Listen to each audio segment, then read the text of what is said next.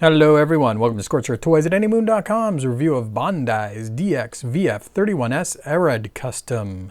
This toy was released in July 2018 for 21,000 yen and marks Bandai's 6th DX VF31 toy.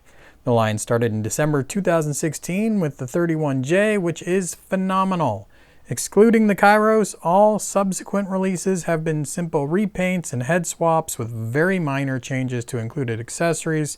So, spoiler alert, this toy is just as great as the previous DX31 releases without making any substantive changes for better or worse. If you are a DX expert just checking in for possible changes, you can use the time I just saved you to go shopping over at Big Bad Toy Store. They don't have Macross goods there due to some licensing quagmires, but you can find pretty much everything else there, and by clicking the link below, you're also helping this channel out. For those of you sticking around, I'll give a full breakdown as if this were your first time hearing of a DX VF31 toy. These toys come packaged in very nicely decorated boxes made of sturdy cardboard. The top of the box opens to reveal a cover. Pulling away the cover reveals the toy packaged in styrofoam with a plastic shell above it. The toy is nestled in a plastic bag. There's some static cling strips helping to protect the paint. In the corner of the tray, you'll see a small lid that conceals all of the goodies in the box. On this version, you'll find one baggie that includes 6 pairs of fixed posed hands, and another baggie that has a pilot, a co-pilot figure, theoretically it's Mikumo on this version. There are 2 knives. They have kind of a cool flip out gimmick that I'll show you in a moment.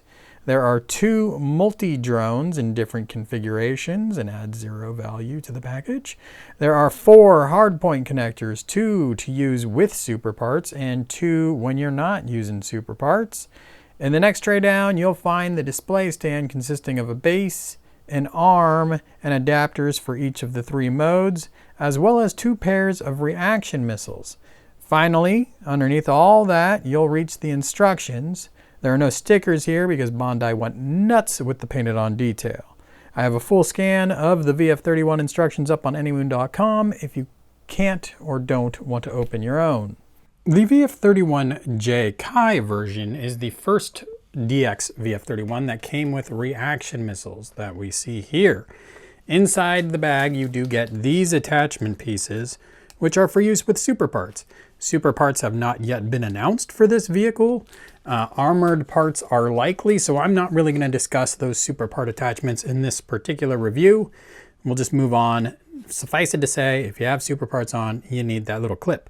Without the super parts, you're going to use this piece right here, and the missiles will attach, and it's a round peg, so you don't have to worry too much about front and back yet. The missiles do come apart from the little tree that they're on, which is cool. And you're gonna just flip the toy upside down. You'll find the little attachment point on the bottom of the wing. You will attach the missiles to that point, and it will be very nice and secure. And since it's a round peg, they can swing around, which is also cool, although it might seem initially off-putting, because that allows you to keep those missiles on the toy while you transform it into future modes, because the hand is over here, so you're going to want those missiles to pivot around. And you can leave the missiles on through the entire transformation, which is pretty cool. One little thing to point out, the front of the missiles, slightly darker red than they were on the Kai version. While we're looking at the bottom of the toy, we also have the removable cover for the intake fan detail, which there you can see. And obviously we have integrated landing gear. The rear integrated landing gear, a bit controversial, not because of how Bandai did it, but because of how Kawamori designed it in the first place. These are the kneecaps in Gerwalk and Battroid mode. They slide forward and then pivot back. And initially this wheel will be turned in and you're just gonna rotate it around. There is a black rubber tire on there. The top part of that wheel area is metal. The bottom part, obviously plastic. Your clearance is very tight. It's hard to imagine a real-life plane taking off with landing gear like that. But that's what we get, and it does give you enough clearance from the ground, which is good. The front landing gear has an articulated tow bar, and it does recess very nicely and tightly into place. So we'll go ahead and just get rid of these guys too. And there's one more thing while we're looking at the bottom of the vehicle here. The gun as it is right now would fire directly into what will become the crotch in Battroid mode. So that's obviously no good. What we get is the ability to pop off the front of the gun and also to extend the rear of the gun. So there you can see it's coming up a little bit. And then that allows us to put the gun in a position where it actually does have the clearance where it could be shooting forward. So that's pretty cool. The toy does come with a pilot and a co-pilot figure. One of the complaints that has been pretty consistent with this line is that the canopy is very thickly frosted. It makes it kind of hard to see the pilot within. But you do have a hidden hinge, so you just pull up on the canopy. That allows you to open that canopy up. Here you can see I've already got the pilot figure in the cockpit. But what I also have is this little stowage area that I can remove and then push back on this little chair here. And then it becomes a fully functional second seat for the included co-pilot figure, which we can just go ahead and put in. So that is one cool little gimmick for the cockpit area that Bandai has been employing really steadily since the YF29 releases. But that's pretty cool. One of the weaknesses of these DX VF31 toys is this area right here. During transformation, there's some sliding that happens here, and it's not uncommon for this to become a little bit larger of a gap than you would like. And since we're dealing with paint on either side, if you're rubbing these areas together or during transformation, if that either lip is to rub against another piece of plastic, you can definitely get some chipping, so you're going to want to be really careful with that area there. There were some complaints on the 31F and the 31J Kai that the emblem wasn't properly pivoted. It's kind of vertical on the back. The good news for the 31S is that the emblem is supposed to be vertical right on the spine, so that's good. If you want to nitpick, the big problem with the 31S is that the emblem looks a little on the small side. It should be a little bit larger, go up through the red into the blue. At the very least, it should be a little bit wider. So minor issue there, because overall it's probably hitting less hinges, so probably better for durability by being a little bit smaller. And also it looks fantastic. And from my experience with the other two emblems, it does a good job of staying on there despite several transformations. So, you know, it's not perfect for the line art, but it is pretty darn cool. For the most part, handling this toy is amazing. It is rock solid put together. You can bump the canards askew. You can bump the head lasers askew. You can bump the vertical stabilizers askew. So those things can be a little bit annoying, but they all find home very quickly and get back into position, so that's good. Now you do have in the back legs the ability to pop open this door here. It's got a little recessed bit for your fingernail on either side. Pivot it upward, and there are your multi-drones. So that's a cool little gimmick. Also in the show, it's shown deploying those multi-drones a couple different ways. And this toy is capable of doing both. So there's the version where the door just slides forward. So pretty cool stuff there. If you own any previous Bandai DX releases, you are familiar with this display stand. It's a base, it's an arm, the arm is big and ugly. There is an adapter that connects to the toy and holds the toy pretty sturdy on there. There are no points of articulation though. All it does is elevate your toy and get it at this exact angle. One thing that is fun though is the ability to flip out the mission pack. So it was stowed between the legs. Now I've brought it up on top. So it adds a new look to fighter mode, and it might be something you have a little bit of fun with while handling the toy. Now we're going to continue on to Gerwalk mode. Definitely check out my separate transformation guide. This toy does a tremendous job in Gerwalk mode, but we'll keep our attention on the mission pack for a moment. You do have that ability to pivot back and forth like you just saw with the toy in fighter mode, and each side of the mission pack can also rotate independently of the other, which is pretty cool. Obviously there's a nice extension here with some detail work. The gun also pivots forward. Let's see, we can bring this piece underneath forward, and we can bring the top forward. So there's the open gun position for Battroid and Gerwalk modes. You can also take the gun and just go ahead and remove it entirely so you could put it in the toy's hand. Now before we do that, I did transform this toy into Gerwalk mode without ever removing these missiles. I just twisted them. I'm going to go ahead and pop those off. I'll leave the hard point in for a moment so we can look at the hands. Now the hands do have one major bummer to them. This finger here doesn't have a point of articulation. The other ones do, right in the middle. So you can get a good fist going with one exception, and it ends up looking very funky in numerous poses. So that is unfortunate. You're going to have to rely on the fixed posed hands. Also, this hand does a pretty poor job holding the gun. So we can get the gun in there, and we can curl these fingers around as tight as we can, and it'll work, but it's not very stable. Now, we can go ahead at this point, take the hand and just pop it off. It is just a ball joint.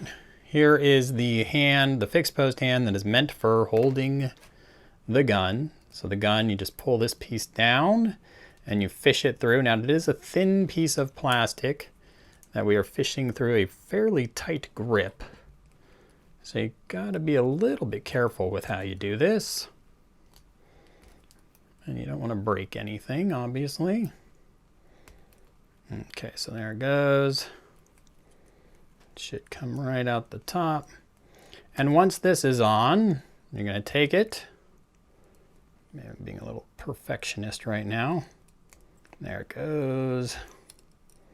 All right, so got that on there. I'm going to go ahead and plug it into the ball joint. Now, there's a transformation mechanism that gives you a swivel this way. You also have it on a ball joint, so you can go up and down and you can twist the hand all around. So all of that's very good stuff. And now it's got a very firm grip on the gun.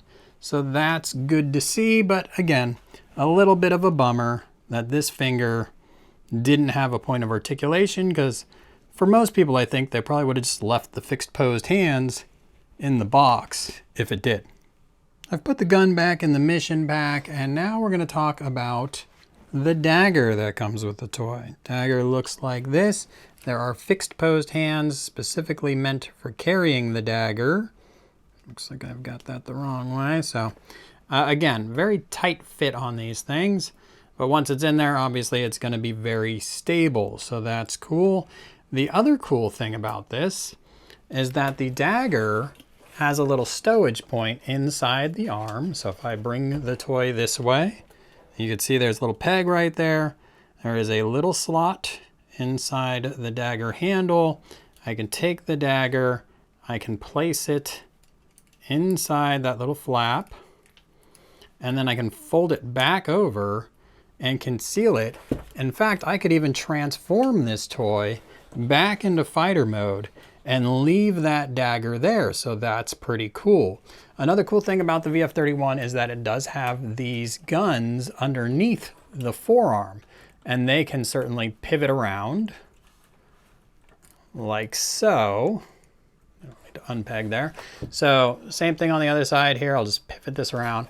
So then if you did want to leave the gun up here, you can certainly still have fun and make it look very aggressive in Gerwalk mode with those little gauntlet guns. Now, one thing I did just do, and you'd want to avoid, is when you're rotating these shoulders around, try not to bump them up against the wings too much. There's a lot of paint here, and you will cause paint scratching. Now, I do have one little tiny area of paint scratching already. Right here, you can see just a tiny bit of white from this. It's white on the side anyways, but on the surface, there's a tiny little scratch. So when I bring this toy back together in fighter mode, there will be a little white dot there going forward. Lots of paint on this toy to be very cautious around. And again, here's that gap that isn't ideal in the front. We can massage it a little bit to get it a little tighter, but it is something that might bother you occasionally. Otherwise, Gerwalk mode is amazing. I don't know if you could tell how aggressive of a sweep I have going here, you can have a lot of fun with this toy. And part of that is because of this ability to pivot right at the intakes, which is good. And you can see I'm kind of torquing the toy and those hip intakes aren't coming out, so that's very stable. So you can bring these way out. You do have an extension at the knee that allows you to bring the leg way forward, but that would be meaningless if you couldn't sweep the foot way back. And listen, nice ratchets involved. A lot of metal in here, very stiff joints, doing a great job holding the toy up.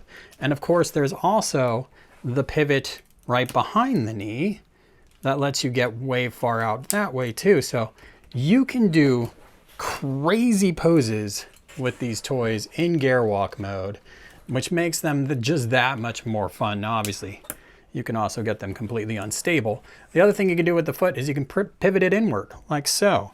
So that's, again, just awesome job. Gerwalk mode ends up being a ton of fun. Very high marks.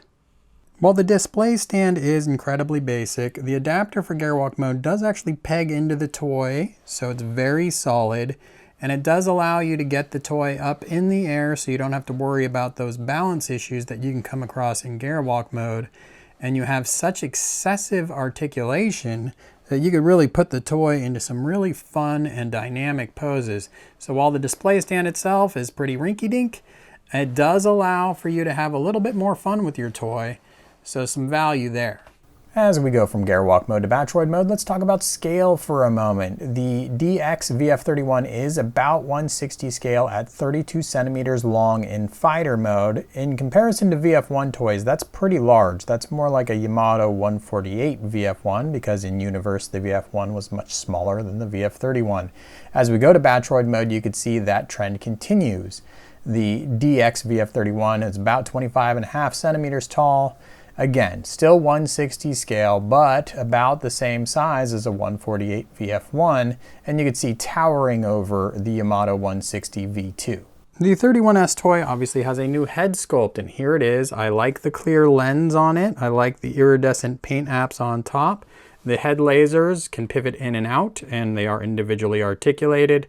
I like what Kawamari did. It's sort of a combination of the 1J having 2 head lasers and the 1S having 4 head lasers with the 4 different barrels at the top there. The head is on a ball joint. It rocks, it pivots, it goes everywhere you want it to, which is great given how dynamic the rest of this toy is. It's going to accentuate many poses for you, which is all good. Here's the back of the head for those of you who want to see that. Now, one of the issues with the renewal VF25 toys was that this neck plate wasn't very solid. It's kind of frustrating at certain aspects of transformation and when handling. On the 31 toys, this is rock solid. That is not an issue here. Now, you might not love the back kibble that's coming over the top there. Obviously, I can take that gun down as I showed you previously. But another thing we can do is we can go ahead and take this gun and collapse it, and then take the little recharger pod on the other side, and we can collapse the whole thing and just put it behind. So you may like that a little bit better. And if you don't, if you're like, oh man, I just really want to see that logo on the back, I don't want all that noise, you can just go ahead and pop that off, and we can bring this down. It's very stiff.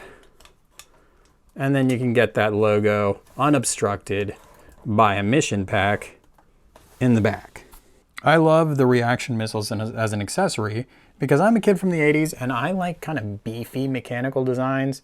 And these days they tend to be more slender like the VF31 is. You throw those reaction missiles on the arms and it looks pretty solid. I've also got all of the guns going on at the same time here just to show you can do it. We can go ahead and pivot that back around. And actually, let's go ahead, remove this hand, throw the original articulated hand on there, and go through articulation because it's phenomenal on this toy and you will enjoy it very much. So the toy was solid in fighter mode, it was solid in Gerwalk mode, and very articulated in Gerwalk mode. And then you get to Battroid mode, and it's both solid and super articulated again. So you're gonna have a lot of fun. So the shoulder pivots up and down, rotates around, and you can bring the arm out at the shoulder. The weakness is how far down you can come, because if you've got the shoulder pivoted up, it's gonna be out at an angle. Not much of a weakness, but it's something to note. You have a swivel point at the bicep, the double jointed elbow. Obviously those missiles still pivoting around. This gun still pivots, and you already saw that this is a ball jointed hand and what you can do there. There is a waist joint. And you may have noticed a lot of weight hanging off the back of this toy. So what Bandai did there was gave us ratcheted hips. So that's cool, and obviously we can come way far forward, way far back before we run into the wings and kibble and everything else, but you can find your way around that. Obviously you can also splay the legs a good deal outward, and if you can't really rock at the hips, but you can simulate the rock by using that twist point we saw in Gerwalk mode. And then that gets you the legs kind of facing outward as they go down. Obviously we do have the Gerwalk joint still in play. And then moving down, we have the knee. Let's get that back in. The knee, which comes back that far. The knee has an extension to it, which might let you get a little bit more play out of it. But the natural spot in Battroid mode is one click down. And obviously we saw the kneecap go forward, and you can bring the knee forward, right? And we've already talked about the feet and all of the good things that can come from the feet. So at the end of the day, this toy is incredibly well articulated and a ton of fun to handle while looking good. It's everything you really want in a Battroid mode toy. Die-hard VF31 fans will have a reason to take issue though, and that is because the ankles on this toy, which can extend all the way out and obviously can be completely recessed, don't have sort of an in-between spot that they lock into. And most people would argue, I think correctly, that there should be sort of an in-between spot for Battroid mode. So having it totally recessed doesn't seem like the best answer. You can extend it, and obviously if you're doing some super crazy poses, extending it is probably the way to go. As long as you're not going for something symmetrical where you got one extended more than the other, it's not going to be an issue. But it does seem like maybe there should have been another locking point inside that ankle. Minor quibble in my mind. So do I recommend this toy? I think at this point it's pretty obvious that I do. I know Macross Delta isn't everyone's favorite Macross. In fact, that's probably a bit of an understatement. But this toy is fantastic, and there's no real reason, even if you've never seen Delta, if you never intend to see Delta, if you saw Delta and didn't like it, if you like this mechanical design, which I think is really where Calamari still shines, then you owe it to yourself to pick up at least one DX VF31 toy. If you like the colors and the head sculpt, then you might as well make it this one. Check out anymoon.com for my full article, find me on Facebook, and as always, thanks for watching.